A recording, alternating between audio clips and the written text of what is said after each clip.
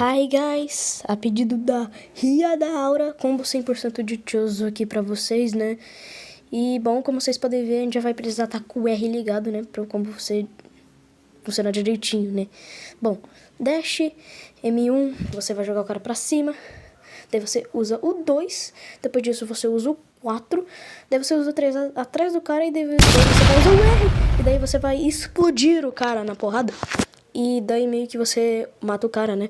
Bom, esse combinho aqui é bem fácil, né? Como vocês podem ver.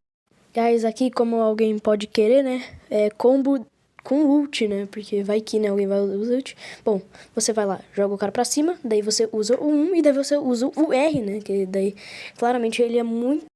Guys, eu acho que eu tenho que parar de fazer vídeo de combo rouba.